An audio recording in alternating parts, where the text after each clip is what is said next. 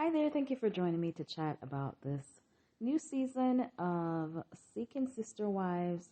This is season 5, episode 1. If you're a fan of the show, go ahead and hit that subscribe button and also let me know your thoughts on the episode. So, the first family I'm going to talk about is the Davis. So, we see where they are all together and we kind of get a little quick rundown on them. There's April, who's the first wife, Jennifer, who's the one who had the baby. They have a little baby, Vera. There's Nick, and then the last wife is Danielle. And so basically, we are finding out in this. Well, I think this is told before, but I guess this is just to get us up to speed for this new season. So everybody works but Nick. And so Nick is saying, well, somebody has to stay home. He doesn't mind being a stay-at-home dad. And he's making it seem like that's the reason that he's staying home is because of the baby. But he wasn't working before, as far as I recall. He was just home thinking. So he's at home with the baby while the wives work. And yeah, very interesting that he's the only one who's not working. So they go out in this episode to go to the some store to find a toy for Vera. So they're walking around or whatever, and they mention how they always get stares from people because they're together. And one of the wives mentioned that they didn't really mind or didn't care what people think and didn't mind, letting people know that they're together. So when after they were looked around for the toy and they went to go check out, and I think there's a young man at the register. He asked if they're together, and they say yeah. So I don't know that he meant it in a sense of, are you guys in a relationship? Just so he knows if they're checking out together. And so Nick is like, oh well, yeah. Vera has, Vera's mom. She mentioned that having multiple moms. No, he said multiple moms, and then he said he was from a big family, and he mentioned something to kind of drive home the fact that he has 3 wives. So basically, he's the one who's like disclosing this information. It's almost as if, he's trying to get a reaction or see if he can get a reaction from somebody because of his, polygamy, which was so unnecessary. Like, just check out and just go away. My word. So anyway, later on they get home, we see where they're changing their bed sheets, and they're mentioning how they have this 14-foot bed and they all sleep together, but they have what he calls the boom boom room where they go to have private time or whatever. And so after they're doing that, they come to this conversation about bringing in another wife. Why they need to bring in another wife, I guess they haven't explained, or not that I caught, because there's 3 wives already. But Danielle is the one who's resistant to this because I think April said that Danielle's been with them for 2 years now. It's time to find another wife.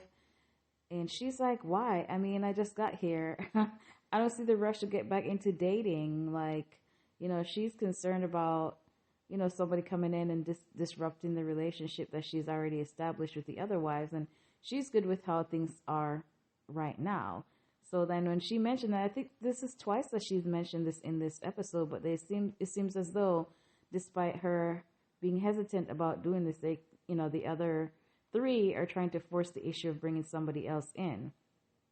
So in the course of this conversation, we are told Nick mentions how he's not married to any of the wives. This is something that I'm trying to wrap my mind around. What's the point? So he says he made it specifically this way, so something happened to him, they'll have somebody, but they don't need to be married to have support. So the wives are married to each other, but he's not married to any of them. Sounds like something a villain would do. Like, I can just escape, I have no responsibilities, I have no ties to you guys, he can just up and go and just leave them to sort things out when he's good and ready. Very strange. Very devious little setup he's got going on there. So yeah, when their segment ends, they're kind of just sitting there looking because once again, Danielle had mentioned that she's not ready to be dating again. Like, what's the rush? I don't know what they're rushing for, but they want to bring somebody else in, and they have, Danielle who's holding out. She's not ready for all that right now. So with the Merrifield family, we have Ashley and Shane. They got married. They've been married for what, 3 years now or so? They have a little boy. Ashley's pregnant, currently I think she said 6 months right now. And they're looking for a sister wife. And it seems as though they're just looking for, well, he is just allowing Ashley to find herself a partner in addition to him, because it doesn't sound as though, as we go through the episode, that, he's gonna be involved in that relationship.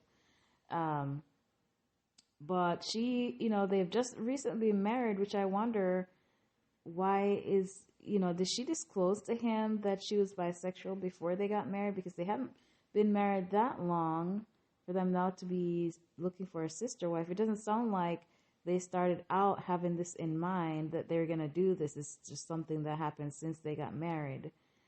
So he mentioned later on in the episode how when he was in college, there's this girl that he was dating, and she kind of dropped the bomb on him that she was gay, or she came out as gay. And so now he's married, and now his wife is coming out as bisexual. So he's worried that he's going to lose his wife in all of this. And especially when he's trying to get information from her about her dates and whatnot, she doesn't seem to be telling him a lot. And he asks her about when he's going to be able to meet this girl, and she's not really. It just seems like he's just on the outside, like he's like a third wheel in a sense. So anyway, so Ashley is dating, and I think Shane had mentioned it's been 5 months or something like that. It's been a couple months where she's been seeing this lady named Grace, and Shane is wanting to meet Grace, but he's saying, he's asking about meeting her, but Ashley had mentioned that she was her makeup artist for the wedding. So would Shane not have met her or seen her at some point prior to now? I don't know. Maybe she was just in the bride suite and never saw him. I don't know. But it's just funny that paths have crossed, but he hasn't met her. It doesn't sound like he's met her, or I don't know. So they've been going on dates, and she mentions how they've been having these deep intellectual conversations, and she likes her and whatever, and they've been dating. But now we see where they go on a date to the bowling alley. They went bowling, and I have yet to see these deep intellectual conversations that she's mentioning. You would think that we would see an example of that in this date that they're having, but no, not that I saw. So they went bowling or whatever, and while I'm not sure how long this date lasted, but she got a call from Shane, and so she has to wrap the date up because Shane is home with the baby, and he's had the baby all morning, so she says. So they get to the parking lot, and Ashley gives Grace a kiss on the mouth, and she asks when they'll see each other again or whatever, and so she heads home. So when she gets home, he's asking about how it's going. What happened? Oh, not much. Did you kiss? She kind of said, kind of like how I just kissed you when I got home. Are there feelings? Are you attracted to her? When could I meet her? And she's just not really giving a whole lot. And he feels like Grace doesn't want to meet him. And I don't know if this is the impression that Ashley is giving him, but I don't see where Grace said that she didn't want to meet him. But the fact that she's giving so little to him about what's happened on the date, or what's it like, or what they've been doing, I can see why he feels like maybe Grace might want to take Ashley from him. She's not telling him a whole lot. So at the end of their segment, it seems like he's feeling like, they either need to meet, he needs to meet her soon, or, get to see what's happening.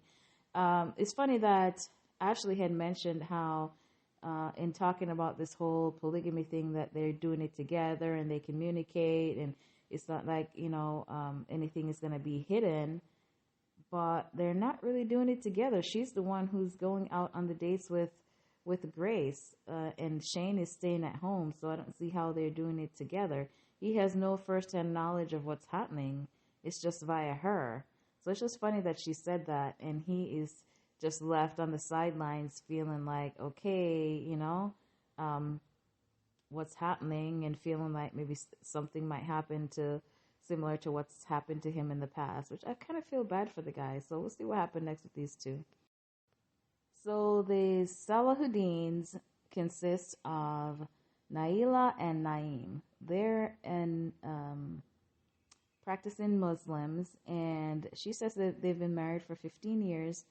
She's the one who has brought up this polygamy topic, supposedly. She seems awful proud to declare that she's the one, it was her idea.